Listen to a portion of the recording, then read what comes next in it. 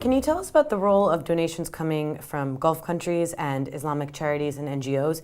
What do we know and what do we not know? I think that it's important to take into consideration the considerable assistance given by Gulf donors and in bilateral way to UN agencies and the government in the region to support the assistance to Syrian refugees. But it's also important to look at what they are giving through their NGOs, non-governmental organizations, and also the royal foundations they do have.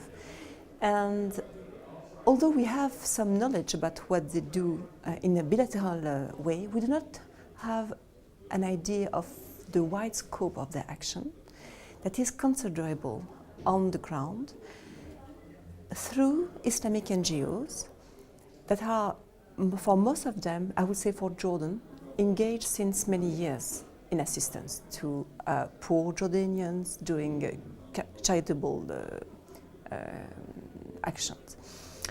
It's very important because Syrian crisis became a turning point in the history of humanitarian enterprise because of the major role Arab donors are taking in organizing pledging conference. Kuwait organized 2 international pledging conferences, but also the amount of money, but also the new concepts that are being introduced and that could be discussed. One is, of course, the way they consider orphans, for instance, taking the Islamic definition of children under 15, which are not the same as, of course, UNICEF. So we can discuss, and also orphans from only one parent.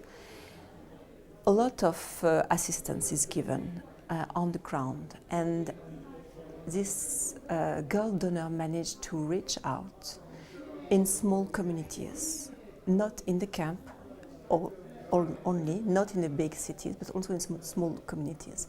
They have their own database. Sometimes we could improve this database because they have this tendency of not always protecting the data, and so some better coordination should be done with the UN agency. UNHCR started 2013, 2014, and I would like to mention the work of the regional office of UNHCR in Jordan, the work of Mahmoud Mohsen, for instance, and the report that was just written on the Gulf donor assistance.